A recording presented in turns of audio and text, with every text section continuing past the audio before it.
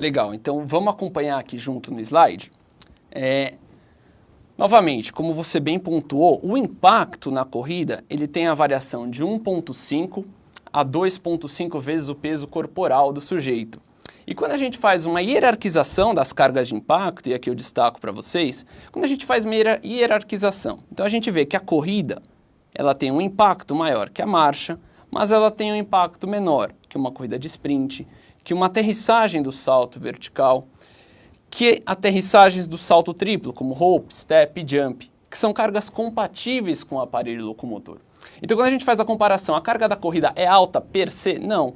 Então, ela é uma carga compatível com o que o aparelho locomotor foi desenvolvido para suportar e consegue suportar de forma bastante satisfatória.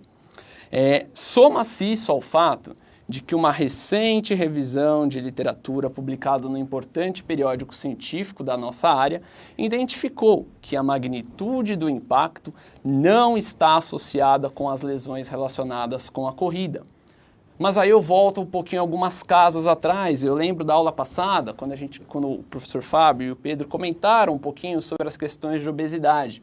E quando a gente faz essa normalização pelo peso corporal, a gente fica um pouco mais tranquilo. Ela é só 1,5 ou 2,5 vezes maior do que o peso. Não é tanto quando a gente compara com esse outro universo de modalidades ou até outras atividades. O problema está nesse cara aqui, no peso corporal. E aí eu trouxe para vocês dois exemplos bastante característicos. Então a gente pega uma corrida de impacto, uma corrida avaliada com dois sujeitos correndo na mesma condição, na mesma temperatura, com o mesmo calçado, mas com pesos corporais diferentes. O primeiro sujeito teria 65 quilos e o segundo sujeito 105 quilos. Quando a gente faz a multiplicação do impacto que ele recebe pelo peso corporal dele, a gente vê que a cada toque do pé dele no chão, ele recebe uma carga de aproximadamente 130 quilos, ou de aproximadamente 1.300 newtons. Por outro lado, quando a gente começa a falar do sujeito que tem 105 quilos de massa corporal, a gente vê que a cada passo dele no chão, ele recebe mais ou menos 2.100 newtons. Isso sem a gente considerar todas as outras adaptações de ordem cinemática e de ordem de forças internas que ocorrem em virtude da obesidade. Então, o impacto ele não é um fator de risco para a lesão na corrida, diferentemente do que a crença popular sugere.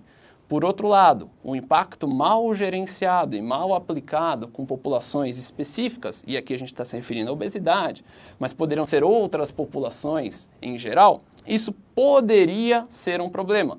Por isso que é importante que a pessoa que esteja tratando da saúde dessas pessoas, que tenham ciência de que o impacto não é o problema. Mas se ele não for bem gerenciado, considerando as características antropométricas daquele sujeito, isso pode sim, talvez, ser um problema agravante.